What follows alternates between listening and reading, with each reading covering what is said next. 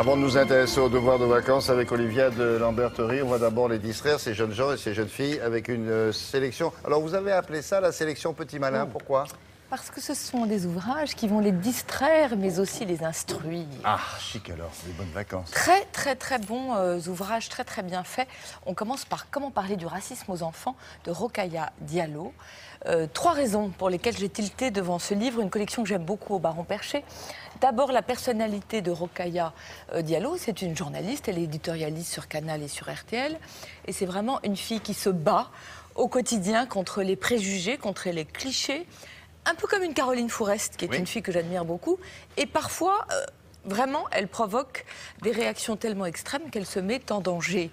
Deuxième raison, en entendant tous les discours sur Mandela, je me disais que finalement, l'abolition de l'apartheid, c'est quand même très récent, que 23 ans, c'est rien.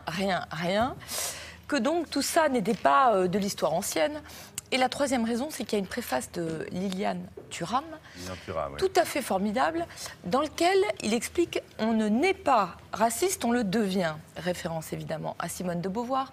Et référence intéressante parce que justement, il fait un parallèle entre le racisme et le sexisme en disant que c'est le même ressort qui consiste à prétendre qu'il y a une race inférieure, qui est en gros l'homme blanc. À partir de là, Rokhaya, le blanc, grâce à exactement. Rokhaya Diallo, elle part de toutes les questions que les enfants nous posent. Pourquoi tu dis qu'il est noir alors qu'en fait il est marron? Qu'est-ce que ça veut dire qu'un arabe? Est-ce que les musulmans sont des terroristes? Et toutes ces questions auxquelles on est parfois un peu embarrassé et maladroit, elle y répond, je trouve, de manière lumineuse. Parce que la grande idée de ce livre, c'est que la seule manière de lutter contre les préjugés et contre les clichés, c'est la connaissance, évidemment. C'est comprendre et apprendre. Et ce livre, évidemment, est utile autant, je trouve, aux parents qu'aux enfants, puisqu'elle raconte comment s'est construit le racisme, aussi bien que aujourd'hui le racisme dont sont victimes les Roms ou les Asiatiques. Après une introduction très intéressante et très intelligente, le livre est construit sous forme de conversation comme ça avec les enfants à partir de photos. Il y a des choses folles, moi. Il y a une étude qui m'a marquée qu'elle raconte. Elle dit qu'on a demandé à des étudiants sur un campus américain, blanc, on leur a dit combien est-ce qu'il faudrait vous donner d'argent pour que vous acceptiez de devenir noir. Et là, les gens ont dit 10 000 $.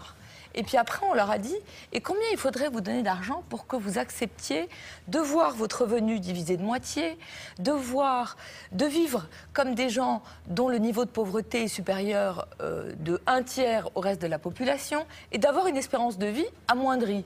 Là, ils ont commencé à dire waouh, 1 million $. Et là, on leur a dit, eh ben, en fait, être noir, ça veut dire ça. Des choses comme ça, je trouve, très incisives. C'est un livre formidable qu'il faut avoir absolument dans sa bibliothèque. Et puis, alors, en plus, les questions sont pertinentes, vous l'avez dit, mais les réponses sont assez courtes. Elles sont courtes et ça, claires. C'est bien utile, oui. C'est pas un cours, n'est-ce pas? Pas du tout. Ça n'en finit pas. Non, pas du tout. Non. C'est assez concis, dense, et d'où le travail, parce que c'est toujours difficile de résumer, surtout des pensées de ce genre. Bien sûr. Qu'est-ce qu'on a d'autre? Alors, plus léger.